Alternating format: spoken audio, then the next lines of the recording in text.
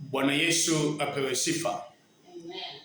Basi ni muda mwingine tena zetu wasikilizaji na watazamaji popote pale mnapojiunga pamoja nasi. Labda unaanza kufungua redio yako kwa mara ya kwanza. Ni mchungaji wako na muenzi Pastor Shanga wa kanisa la East African Pentecostal Churches katika mji wa Hola. Nimehisi kuheshimika na Mungu kupata muda huu ili niweze kulishiriki neno hili pamoja nao. Tuombe. Uishie milele, Mungu wa rehema, unayetupenda, unayetujali. Asante kwa kunena nasi kwa mara nyingine tena. Jina lako litukuzwe na sifa zako zivume. Tupe moyo wa kulielewa hili neno ili yale uliyoyakusudia yakaweze kutimia kwa utukufu wako. Kwa Kristo Bwana wetu tumeomba na kuamini. Basi ndugu wasikilizaji na watazamaji popote pale mnapojiunga pamoja nasi, nachukua nafasi hii kwa heshima kubwa kuwakaribisheni rasmi na pia kusema asanteni kwa kutenga muda ili tuweze kujumuika pamoja katika nafasi hii. Na nawashukuru zaidi kwa kufanya chaguo jema kujiunga pamoja na stesheni yetu.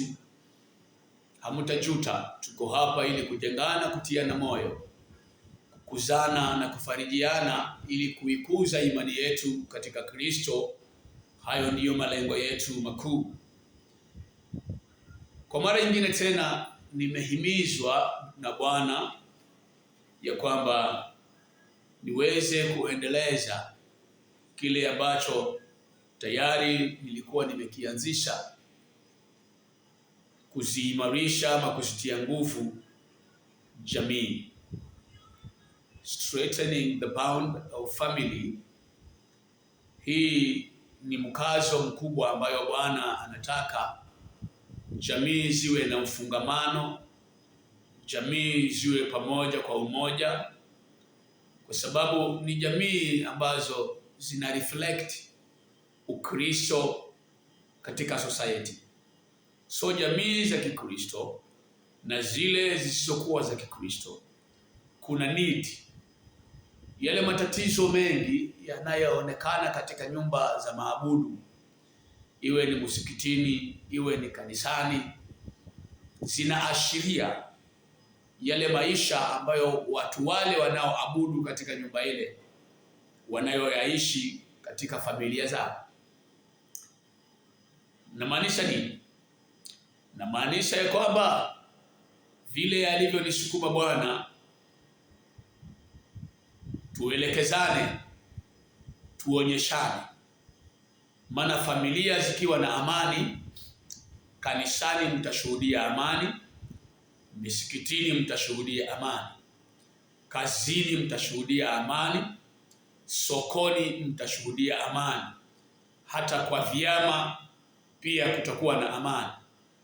Lakini kwa familia kukiwa na shida, hiyo shida itashuhudiwa shuleni, hiyo shida itashughulikiwa msikitini, hiyo shida itashuhudiwa kanisani, hiyo shida itashughulikiwa kule kwa maeneo ya kazi. So kwa sababu hiyo nikahimizwa na Mungu ndani ya moyo wangu ya kwamba tuweze kujuzana hizi vyanzo vya shida vinatoka wapi na tufanyeje ili familia ziwe na ufungamano. Tunahitajika kuishi namna gani? So jambo la kwanza tunahitajika kujua ni kwamba maisha yana mwanzilishi, na ukitaka kuishi maisha mazuri, hebu turudi kwa kitabu cha mwanzishi wa ndoa. Alinena nini kuhusu ndoa? Mwanzilishi wa familia alinena nini kuhusu familia? Mwanzilishi ya ujamaa alinena nini? Wakati tukifuatilia maagizo ya mwanzilishi, mambo yanakuwa rahisi. Wakati mwingi tunanunua vitu kama TV, hata magari, hata maredio, hata kompyuta, hata simu, na kila unachokinunua, yule aliyekitengeneza, the manufacturer, ana kitabu kidogo huwa anakiweka pale ndani kinacho kuashiria, kuelekeza kwa matumizi ya kifaa kile. Vivyo hivyo pia Mungu naye ana kitabu cha maelezo ya maisha aliyotupatia. Hivyo tunatamani kwa sehemu kidogo, anza pamoja nami hadi tamati, na ukiwa na swali ya maoni utaweza kuwasiliana nasi kupitia nambari za simu zilizo wazi, na hata kwa nambari za ujumbe mfupi. Nambari zetu zote ziko wazi. Tutasoma neno la Mungu kwa mara nyingine tena katika waraka wa Paulo wa Kolosai, mlango wake ni 3. Tutaanza kusoma aya ile ya 17. Naomba utusikilize kwa makini, maana kuna mambo ya umuhimu sana hapa ya kuijenga jamii yetu. Wakolosai 3 kuanzia 17, msomaji wetu. Wakolosai 3 kuanzia 17 inasema, na kila mfanyalo, kila mnalolifanya, kwa neno au kwa tendo, liwe ni neno ama liwe ni tendo, fanyeni yote katika jina la Bwana Yesu. Fanyeni kila kitu kwa jina la Yesu, mkishukuru Mungu Baba kwa yeye, mkishukuru Mungu Baba kwa huyo Yesu. Ninyi wake, enyi wake, watiini waume zenu, watiini waume zenu kama ipendezavyo Bwana, kama inavyompendeza Bwana. Ninyi waume nani? Wapendeni wake zenu, wapendeni wake zenu, msiwe na uchungu nao, na msiwe na uchungu na hawa wanawake mliowaoa. Ninyi watoto, enyi watoto, watiini wazazi wenu, watiini wazazi wenu katika mambo yote, kwa mambo yote, maana jambo hili lapendeza katika Bwana. Maana jambo hili linapendeza katika Bwana. Ninyi akina baba nanyi, msiwachokoze watoto wenu, msiwachokoze watoto wenu, wasije wakakata tamaa, wasije watoto wakakata tamaa. Ninyi watumwa, ninyi wafanyikazi, watiini hao ambao kwa mwili ni bwana zenu. Hebu muwatii hao matajiri wenu katika mambo yote, kwa mambo yote, si kwa utumwa wa macho, si kwa sababu ya macho tuna upendeleo, kama wajipendekezao kwa wanadamu, bali kwa unyofu wa moyo mkimcha Bwana. Mtii tajiri kutoka ndani ya moyo, huku mnamheshimu Mungu kwa hilo. Haya ndiyo maagizo mafupi ambayo Bwana aliyaagiza ili ulimwengu uwe na amani na uwe na utulivu. Kwanza ameanza kutueleza ya kwamba kila tunalolifanya, tuwe tuko kazini, tuwe tuko shambani, tuwe tuko kwa biashara, tuwe tuko kwa ndoa, tufanye kwa jina la Yesu. Na ninaamini ukilishika hili, huwezi kumpiga mke wako kwa jina la Yesu, huwezi kumdharau mumeo kwa jina la Yesu. So ukilishika hili ya kwamba kila ufanyalo na utendalo, liwe ni tendo ama ni wazo, liwe linalingana na kumpatia Mungu utukufu. So kwa kila jambo unajiuliza, hili ninalolinena, hili ninalolifanya linampatia Mungu utukufu? Na kama halimpatii Mungu utukufu, halina ubwana wa Yesu ndani yake, basi jambo hilo achana nalo, maana halikufaa. Chanzo cha mivurugano ni watu wameenda nje ya mkataba wa maisha. Akaanza kueleza jambo la umuhimu sana, ya kwamba kuwe na kushukuru. Ile 17 anaeleza umuhimu wa kushukuru. Unashukuru tajiri, unashukuru wazazi, unashukuru mumeo, unashukuru wateja, unashukuru watu wale ambao unaishi pamoja nao. Chanzo cha mavurugano mengi katika jamii ni kukosa kuelewa umuhimu wa kushukuru na kushukuriana. Kwa nini unahitajika umshukuru mumeo? Kwa nini unahitajika umshukuru mkeo? Kwa nini unahitajika umshukuru mwanao na tajiri wako na jirani na mteja wako? Kwa sababu 80% ya mambo yale rafiki yako anayokufanyia ni mambo mazuri ambayo unayapenda na unayafurahia. 80% ya mambo yale ambayo mpenzi wako anakufanyia ni mazuri na unayafurahikia. Na maanisha 80% ya mambo yale yanayoendelea katika ndoa ni mazuri. 20% ndiyo makwazo, 20% ndiyo ya kuumiza moyo. Lakini 80% ya mambo yale tunayopitia katika ndoa ni mazuri sana. So niko hapa ili nikutie moyo ya kwamba usiangazie ile 20% mpaka usahau ile 80%.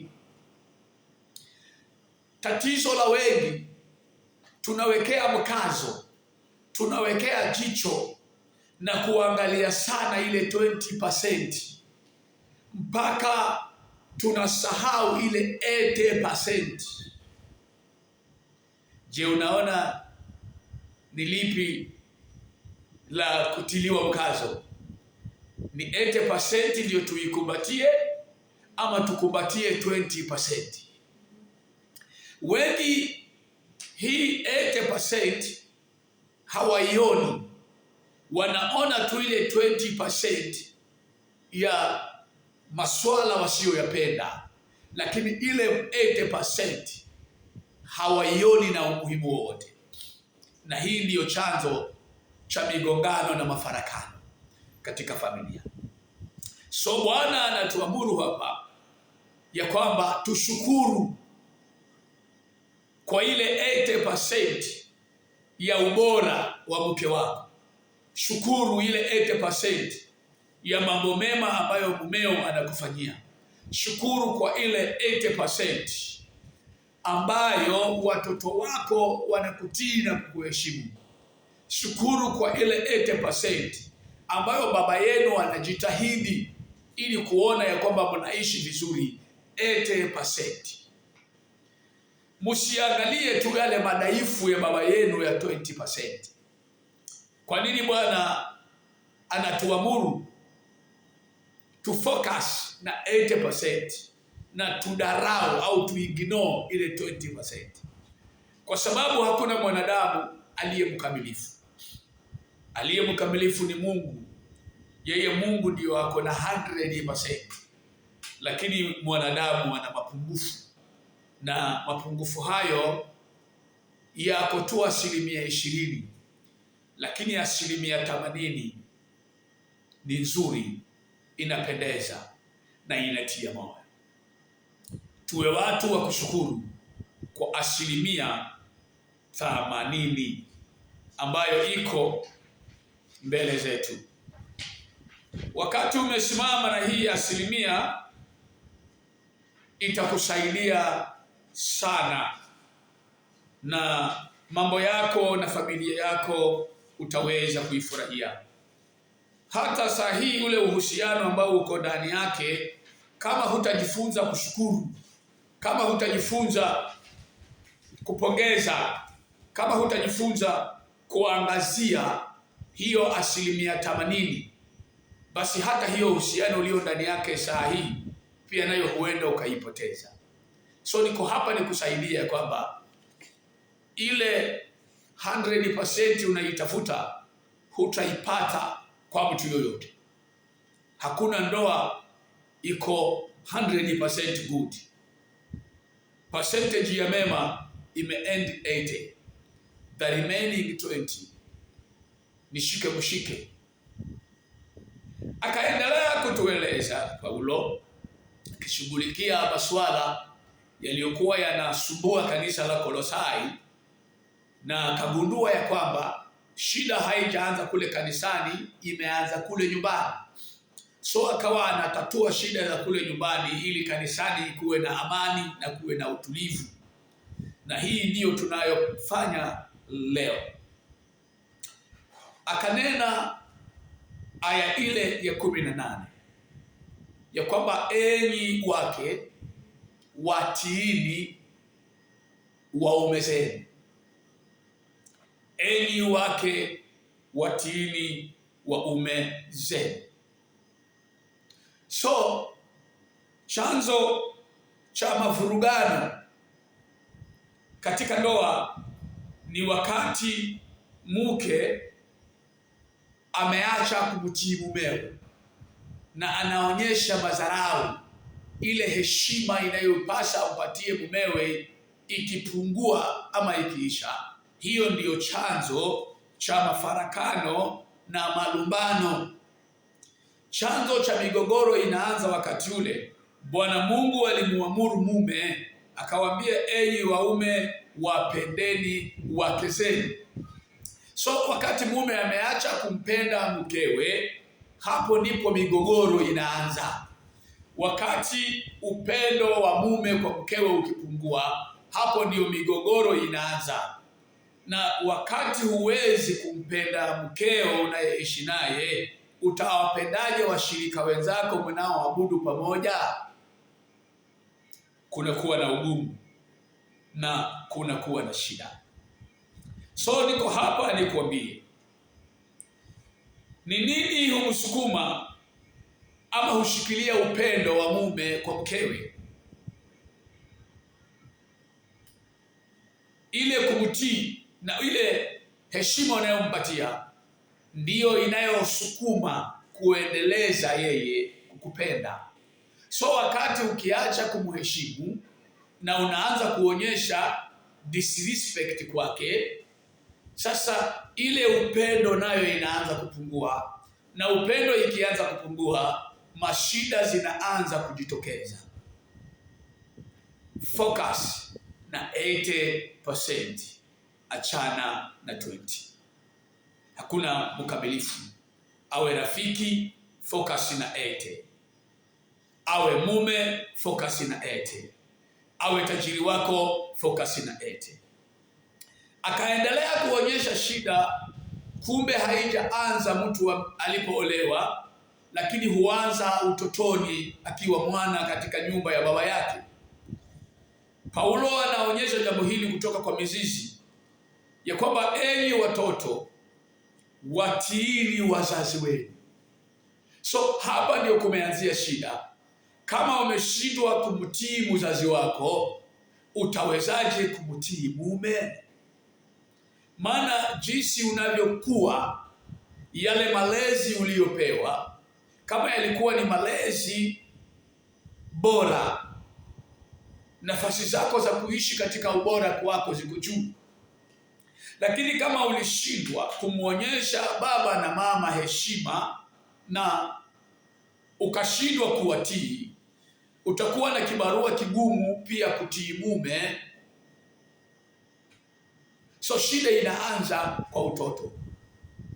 Na pia akaeleza Paulo ya kwamba si watoto tu, lakini wakati mwingine watoto wanapenda kuwatii wazazi wao na kuwaheshimu, lakini wazazi wanawachokoza watoto kiasi ya kwamba hata akipenda kumheshimu na kumuonyesha heshima na kumtii, anashindwa ataanzia wapi. Ndio akaanza na akina baba ya kwamba enyi akina baba, msiwachokoze watoto wenu, bali wateeni, waleeni katika kicho na heshima. So ile 80% ambayo mtoto anajitahidi kukuonyesha heshima yake na utiifu wake kwako, focus na hiyo. Ile kosa moja isifinike, yale mema 80% yasifinikwe na makosa mawili, yale mambo mazuri 8 yafinikwe na yasionekane. Vivyo hivyo akaeleza na wafanyikazi pia, na ya kwamba wawatii matajiri wao kama vile wangemtii na kumheshimu Kristo.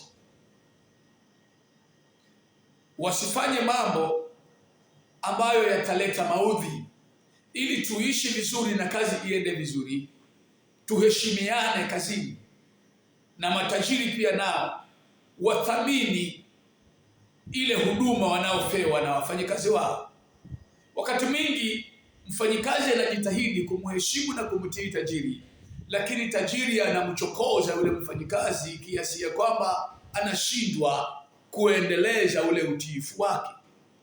So katika masuala haya yaliyokuwa yananenwa hapa, ni masuala ambayo tukiyafuatilia na kuyazingatia, tutakuwa na society nzuri yenye ufungamano, inayoishi kwa wema. Ugumu uko wapi? Unaona shida mahali? Je, ni sawa tuangazie 20% na tuachane na 80%? Je, ni sawa uache ndoa yako kwa sababu ya makosa mawili, na yale mazuri 8 yakose maana kwako? Je, yale maamuzi ulio nayo unaona ni sahihi? Hata saa hii umemkasirikia baba yako na ndugu zako, huwaongeleshi, hamuko vizuri kama jamii, hamsaidiani kama jamii, hamweni pamoja kama jamii kwa sababu ya makosa mawili, na unakosa kuangazia majukumu waliokuwa nao wazazi hao ya malezi yako toka tumboni mpaka wakakuzaa, mpaka wakakupeleka shule, mpaka uko mahali ulipo sasa. Wazazi hao wanakosa maana leo kwa sababu ya kukosa kuelewana kwa mambo mawili madogo. Unaachana na ile 80% ya uzuri wao katika maisha yako. Je, unaona hayo maamuzi unayoyafanya ni sahihi? Ninaongea na wewe msikilizaji wangu. Ndiyo Yesu akasema, lolote ufanyalo, aidha ni kwa usemi ama ni kwa matendo, litende hilo kwa jina la Yesu. Je, hilo uliloliamua unaona ni la kumpatia Mungu utukufu? So niko hapa ili kuwahimiza leo na kuwaonyesha umuhimu ya kwamba, ndugu zangu wasikilizaji na watazamaji, kuanzia leo upendo hufinika wingi wa makosa. Turudi.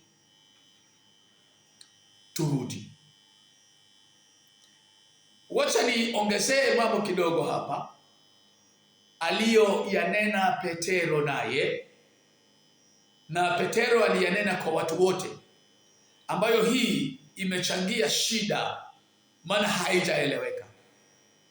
Hebu msomaji wangu tusaidie na kitabu cha Petero wa kwanza mlango wa 3 na aya ya 1.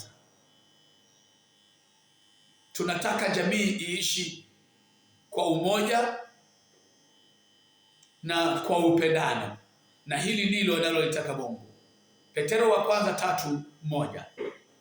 Petero wa kwanza 3:1.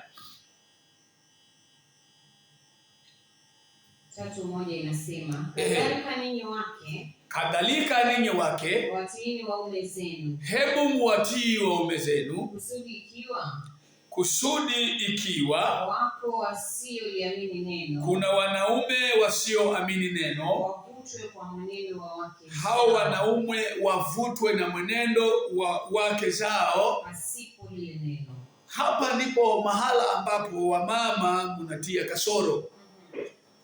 Neno la Mungu linasema ya kwamba, enyi wake watiini waume zenu, kusudi kama kuna wanaume wasioamini neno, wavutwe, wabadilishwe na mwenendo wa wake zao pasipo lile neno. Hii ndiyo manual book ya ndoa inavyosema. Lakini makosa unayoyafanya wewe mama, unajaribu kumrekebisha mumeo kwa njia ya neno. Unamsomea, unamshauri, unamkemea na kumuonyesha vile unavyotaka awe. Mimi nataka uwe hivi na hivi. Mbona wewe unakuwa hivi na hivi? Mimi kama huwezi badilisha hivi na hivi, sioni nikiendelea kuishi na wewe. Sijui nini. Unaweka masharti kiasi ya kwamba hata hajulikani mume ni nani na mke ni nani ndani ya ndoa. Bwana anasema katika kitabu chake, ukitaka kuwa na ndoa nzuri, mtii mumeo. Maana mume hubadilishwa na mwenendo wa mkewe, bila mkewe kutumia maneno ya kumsomea. Wewe unampatia kitabu kisomo asubuhi, mchana na jioni, unamwekea semina. Haya mambo hayawezi kumbadilisha. Turudi kwa mwelekeo wake. Watiini waume zenu, kusudi kama kuna mwanaume asiyeamini avutwe na mwenendo wa mkewe pasipo lile neno. Wamama mnatumia neno na mnaacha mwenendo. Mume hubadilishwa na mwenendo mwema wa mkewe. Mtii, muonyeshe heshima. Hayo masharti unayompatia yataiharibu ndoa yako zaidi, maana yako kinyume cha kitabu cha matumizi ya ndoa. Tuende aya ya 7. Waume nao wanaambiwa nini? Hapo Petro kwanza 3:7. Inasema, kadhalika ninyi waume, kaeni na wake zenu kwa akili. Ishini na wake zenu kwa akili, na kumpa mke heshima, na umpatie mkeo heshima, kama chombo kisicho na nguvu, na kama warithi pamoja nanyi wa neema ya uzima, kusudi kuomba kwenu kusizuiliwe. Maombi yenu yasizuiliwe.